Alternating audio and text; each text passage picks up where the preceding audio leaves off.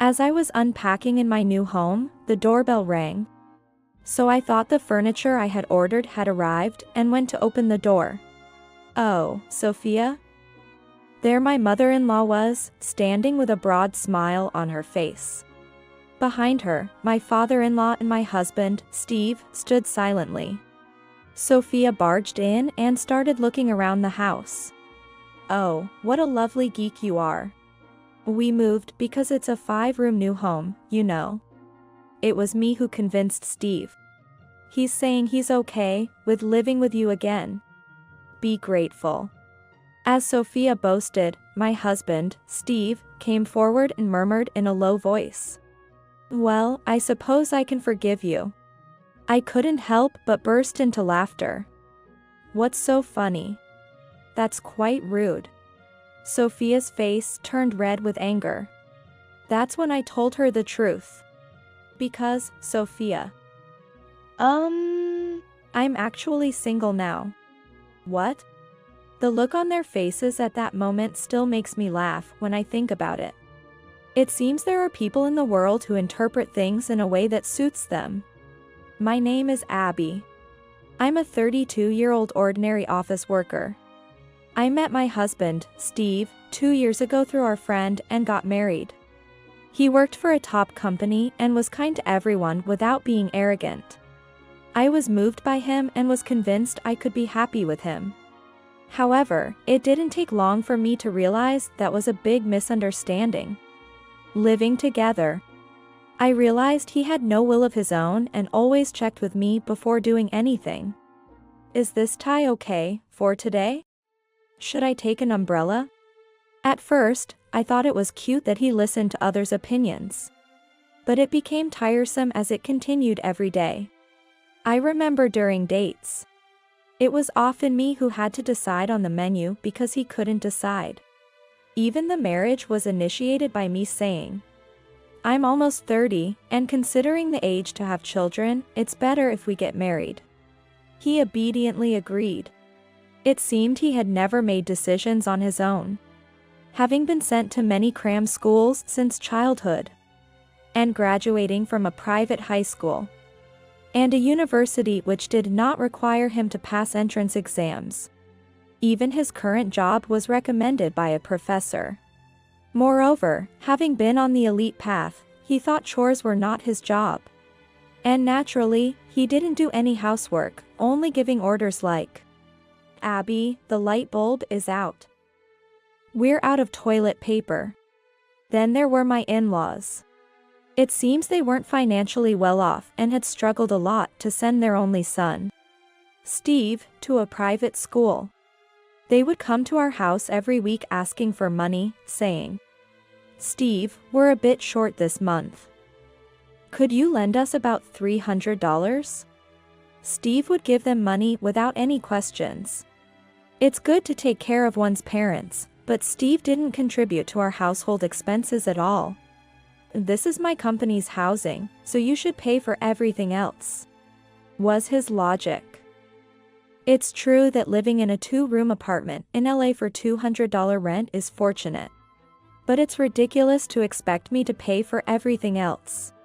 No matter how much I protested, he refused to pay a penny. Despite being indecisive in daily life, he was firm on this point, which turned out to be instigated by his mother. I accidentally overheard Sophia advising Steve, if you spoil your wife, she'll get ahead of herself. Don't give her any extra money.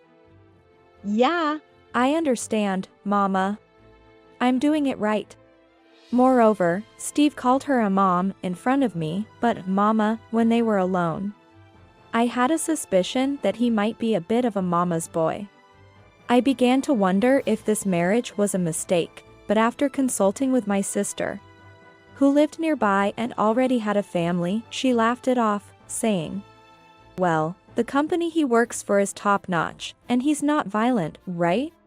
So, you're probably well off. After all, men don't do housework, and they're all mama's boys. Thus, I convinced myself that it was all right. And I had a dream.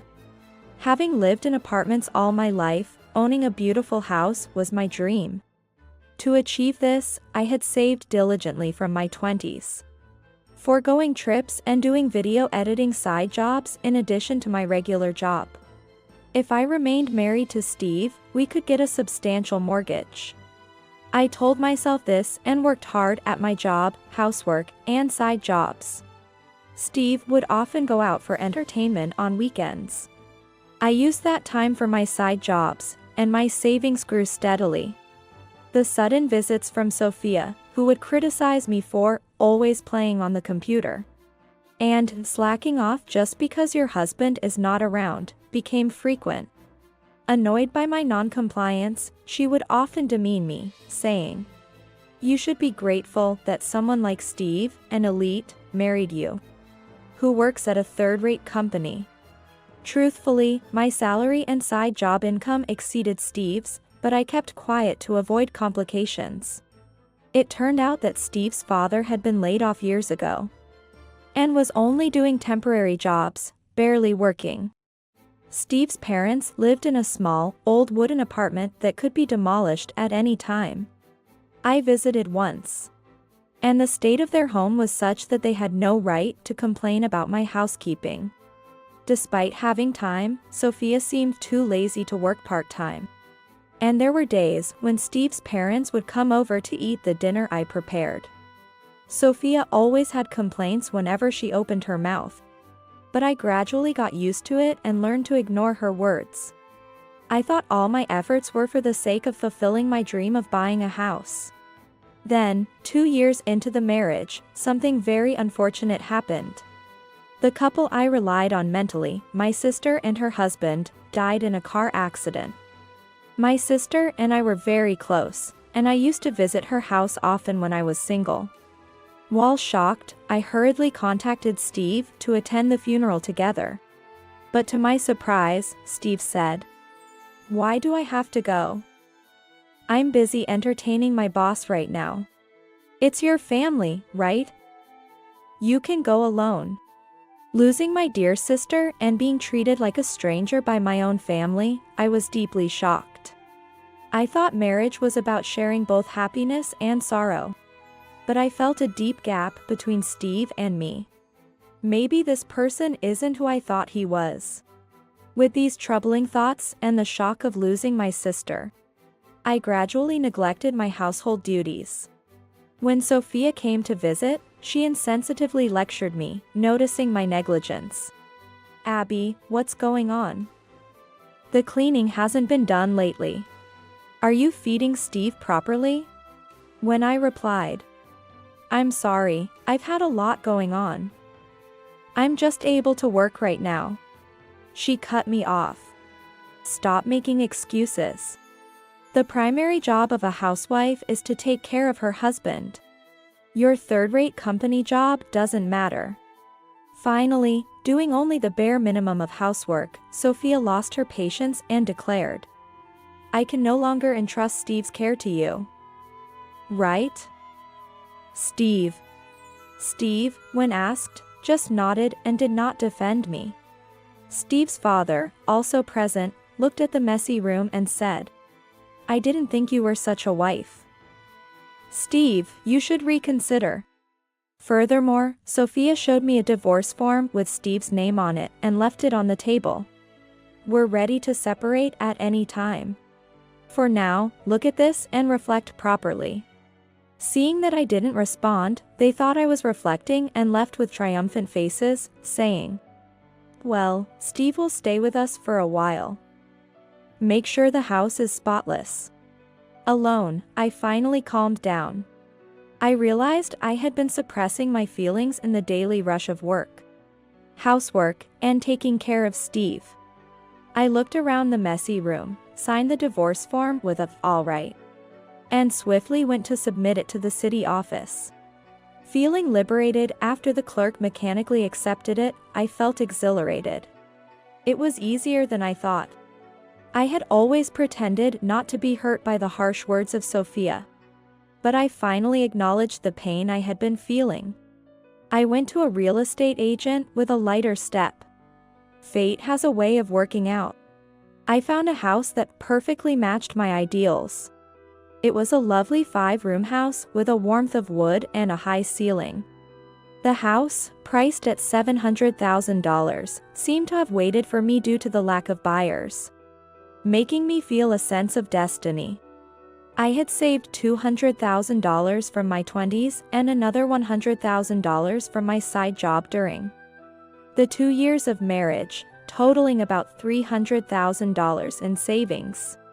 I made a phone call to discuss my future, and they were happy to assist. Thus, I managed to obtain my dream house while separating from my husband. I prepared for the move, submitted the divorce papers to his company, and remembered that one cannot live in the company housing without being married. The HR department told me the move-out date was in a month, allowing me to prepare at my leisure. During this time, I received no contact from Steve's family. They probably didn't care about me anymore. Feeling relieved, I sent my belongings to my new home and arranged for Steve's belongings to be delivered to his parents' house on the move-out day. I left the keys with the building manager. As I was unpacking in my new home, the doorbell rang, and I thought it was the furniture I had ordered. When I opened the door, there was Sophia, my ex-husband's mother, standing with a broad smile. Behind her were Steve's father and Steve, standing silently. "How did you find this place?" I panicked, but Sophia pulled out a shipping label from my belongings. This was lying inside the company housing. "You're so secretive. If you bought a house, you could have told us." I saw the for sale signs. "It's a 5-room, right?" As she smirked. I cursed my carelessness, but Sophia boldly entered and started looking around the house. Well, it looked nice from the outside. But the inside is also nice, isn't it? Then, workers in uniforms began carrying in boxes. "Wait, what are you doing?" I exclaimed. Unperturbed, Sophia proudly declared, "We're moving into this 5-room new home because I convinced Steve. He said it's okay to live with you again. Be thankful." Steve then timidly added, "Well, I guess I could forgive you." I burst into laughter uncontrollably. "What's so funny?" "That's quite rude," Sophia exclaimed, her face turning red. That's when I told her the truth. "Because, Sophia, I'm actually single now." "What?" The look on their faces was so funny, dumbstruck.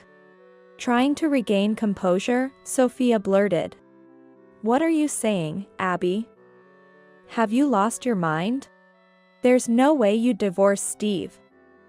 "We're from a top company," I calmly replied. "Seems like the misunderstanding is on your side. You and Steve handed me the divorce papers, so I signed my name and filed them the other day, right?" This caused visible shock. "You really filed them?" "We didn't mean for that to happen," Steve stammered, and Steve's father yelled at me. "How could you file for divorce so easily? What were you thinking?" Sophia joined in. "Exactly, we never thought you'd actually go through with it. Go cancel it right now." I was astounded by their reaction. "But you said that I can't take care of Steve anymore. Then it was you two who took him away, right?" Steve's parents then looked away, nervously saying, "Well, that was. We thought it would make you reflect a bit." "Yes, it was all to give you some time to practice your household chores." I shook my head and cut to the chase. "What are you talking about? That was just so you could take Steve's salary for yourselves because you were short on money, wasn't it?" Caught by my accusation, they both choked up. Then Steve defended his parents. "How can you talk to my parents like that?" So I pointed out, "You just ran away to your parents' house because it's convenient not to do any chores, right? You hate dealing with troublesome things." He fell silent and looked down. Next, Sophia tried to calm the situation. "Abby, let's calm down. Marital spats are common. Don't make a big deal out of it. I interrupted her. You're the ones who made a big deal out of it. I was grieving my sister and still managed to work and do as much housework as possible. And you pushed me to the edge, demanding more work and more money. Suddenly, Steve stepped forward, boasting. It's only natural for a lower-class person to serve an elite like me. I was shocked to hear him reveal his true thoughts. Having always been led by others and appearing kind. At his core, Steve must have harbored strong pride from being treated as an elite from a young age. Believing he was different from ordinary people. Feeling no more attachment to him, I felt relieved and declared. I understand. I'll live with my fellow lower-class people. I can't live with you. Steve's parents gritted their teeth, glancing at the lovely 5-room house with resentment. Well, then. Steve deserves someone more suitable. We chose the wrong partner. As she said this, Steve's father panicked. No, our apartment is about to be demolished. We have nowhere to live. Sophia snapped. Be quiet. It'll be fine as long as we have Steve. He got a promotion last month. She hysterically exclaimed their excuses as she, her husband, and their son, along with the bewildered movers, finally left the house. Steve's father looked back at our house regretfully. Later, I heard from my friends that Steve was soon demoted because his only skill was flattering superiors. His incompetence became evident once he was in a managerial position, blaming others for his mistakes. He quickly became a target for layoffs but was transferred to a regional office instead of being fired outright. Frightened by the unfamiliar location, Steve quit, saying, I'd rather change jobs than go there. However, he was shunned by major competitors and repeatedly failed job interviews, severely damaging his pride and leading him into seclusion. Steve's parents, relying on Steve's salary, were devastated when their apartment was demolished, and they were evicted. The troubled family of 3 turned to relatives in the countryside, where they were crammed into one room. And Steve's parents ended up helping with local farming from morning to night. Despite their elite mindset, Steve was scolded by his parents for not working, which is a miserable life by any standard, but they brought it upon themselves. As for me, I invited my parents and 2 nieces to live in the new 5-room house. My sister, who died in an accident last year, left behind 2 young daughters. They had been staying with my parents and avoided the accident. The 2 children were still in kindergarten and elementary school. And although their parents had been taking care of them, they were very fond of me. So, I decided to take this opportunity to take them in. Taking them in was one reason for buying a 5-room house.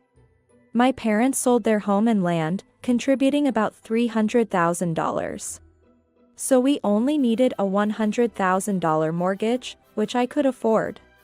The 2 nieces were delighted with the new house, excitedly claiming their rooms and planning where to put new desks for school. Suddenly having 2 daughters, I was financially comfortable thanks to my side job. My mother mainly took care of the housework, giving me more free time. I'm grateful for the opportunity to repay my parents while raising 2 adorable children. I couldn't help but feel relieved to have cut ties with that family. I plan to work hard for my parents and 2 nieces from now on.